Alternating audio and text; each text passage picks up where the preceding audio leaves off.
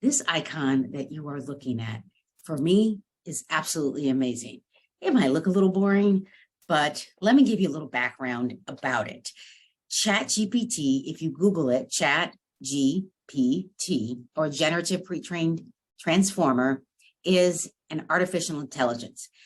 It is interactive.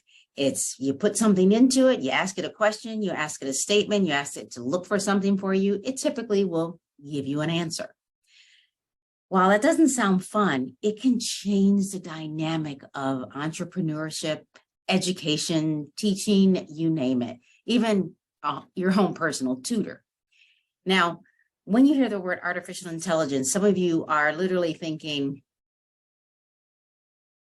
iRobot. No, we're not talking about iRobot. We're not talking about the cyborgs that you remember on Star Trek, for those of you that remember that. We're not even talking about Star Wars.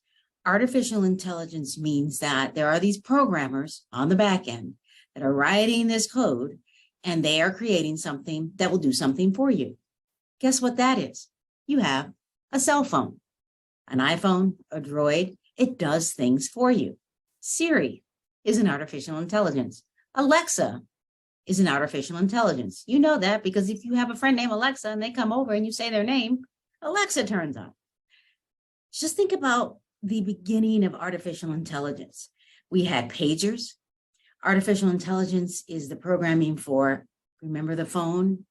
This phone, I don't mean what your kids do when they do this. Artificial intelligence has been around for a little bit of time. And around 1994 and 95 is when it kind of hit the world by storm. We call that Google or Yahoo. You type something in, it'll tell you something. You type something in and you just want a recipe for how to make Christmas cookies. It'll give you a recipe.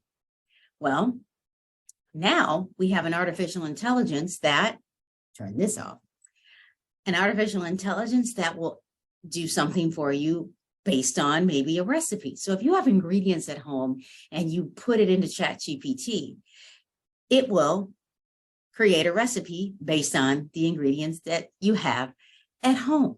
So think about some things you would love for something to do for you, and you just haven't figured that out yet. So when I show you and demonstrate ChatGPT, it's going to feel a little boring, but it's not.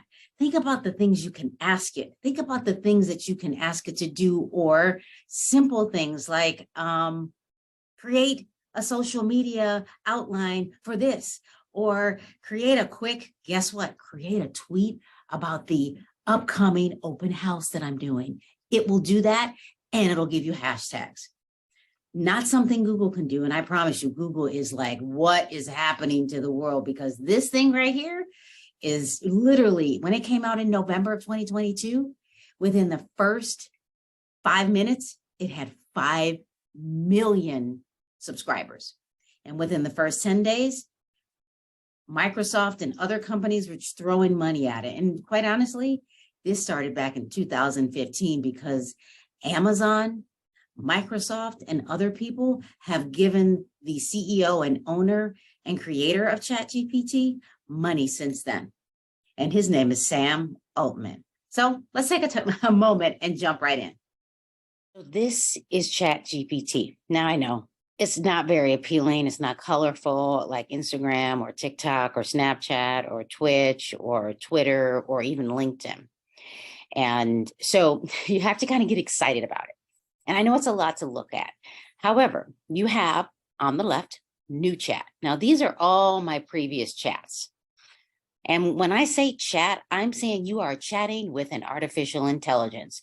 You can picture that cyborg in your head if you want to, but you are chatting with other people who have programmed this so that this can do it, just like if you were chatting with Alexa. Now, if you were on your phone, you could actually press the little microphone and speak into this, but I'm not on my phone, so I'm going to type it in.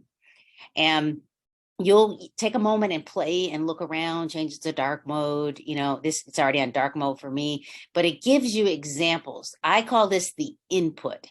Now, ChatGPT is only as good as the input that you give it in order to give it output. Now, it even gives you capabilities and then limitations. So just know that it says it's limited knowledge of world and events after 2021.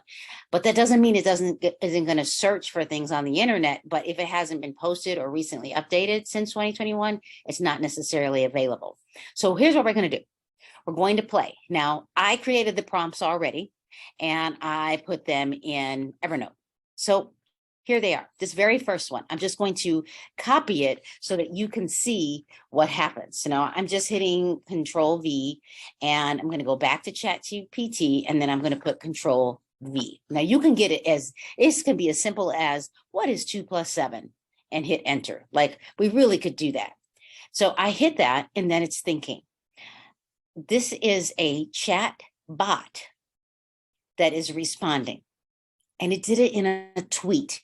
It's got the right amount of characters. It says owning a home gives you stability, privacy, and the ability to build equity. It's a solid investment in your future and a place to create memories with loved ones. And it gives you hashtags. Like, it gave me hashtags.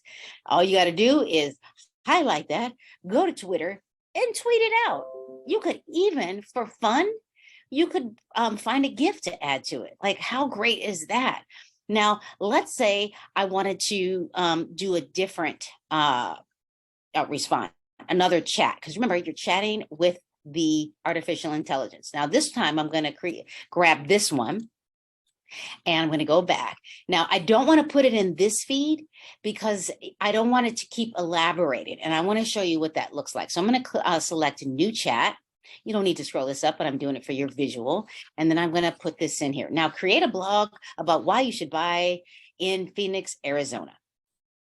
A blog.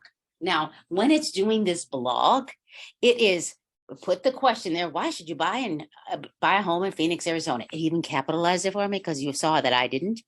And it gives you a list. It's now giving you a list. Now, if you really wanted to be specific, I could have said, give me 5 things that I could do. But while it's doing this, realize that when you get your information, you definitely want to read through it to make sure it's right, especially if you live in the area. If you don't, you do want to vet it. You'll have to take some time, but it's going to shorten the amount of time and thinking that you're doing around this. Now, it says, in conclusion. Now, if you don't talk about like that, you know, you're a Gen Xer or a Gen Zer, you could put, wow, Phoenix, Arizona is a fantastic place to buy a home. Like, you can change it up to fit your voice, because remember, it's the programmer's voice. But here's the thing. I'm going to go back to my Evernote. Now I'm going to grab this and say, now add, let's watch this. Let's add this information. Now add the best places to eat near this area. Now, it wasn't too specific because it's Phoenix, Arizona, but it's going to give me something. Sometimes it doesn't. It'll say sorry. And look at this. It's giving you pizza places. What if, now, if I try to type something in there now while it's doing this, it won't, and I hit enter, it won't do anything. I might say, list sushi and vegan restaurants. Now I'm going to wait until it's finished. These are just a few of the many great places. Now, if you don't talk like that, switch it up, but it's giving you a list of the types of food. Now watch me enter this. So it's adding more because I'm in the same chat. Look at that. Now it's giving me vegan restaurants. So think about the dynamics of what you can do if you understand the benefits of using an artificial intelligence like this. So remember, this is a chat bot, and the name of this chat bot is called ChatGPT. It is a prototype. We're learning with it. If somebody says they're an expert and they are not the engineers of the company, they're not. They might be better at putting input and output, but the artificial intelligence is not something that people have become experts in yet, because it was just launched as a prototype this November. I'm aware that you will have a lot of questions about the input and output, but I wanted to give you a little background. The engineers that created ChatGPT use a programming language called Python. Basically, it's a list of language words. They put some things in quotes, and then they put, begin and end. And there are some things in the middle. I used to program years ago, and I can still do some programming. I can even do HTML programming. So this type of programming is fun for me. You don't necessarily need to know how they're doing this program. So programming, don't try to necessarily take that on. Just know that you are helping this prototype ChatGPT learn when you put some things in. So let's say if it says, I'm sorry, I don't understand, or I'm not capable of doing that, go to the right side and do the thumbs down, and then give it some feedback. You don't need to select any of the boxes that they give you as a recommendation. You can just bypass that and hit enter.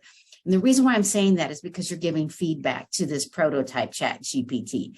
Generative pre-trained transformer. Generative, meaning you're generating the conversation. Pre-trained, meaning the programmers trained or created this by programming it. They trained this product called the transformer. It is transforming the language that you're putting in. It's going to Google and Yahoo and peer-reviewed websites and ERIC systems, university libraries. It's going to grab as much as it can to come up with what it believes you want. Now, it can get very ambiguous, meaning bigger than life. But if you want local information, you're going to have to be very, very specific. So I'm looking forward to hanging out with you with my identical twin sister, Carrie Little, and let's have fun with this. She's going to give you a little homework on what you need to do.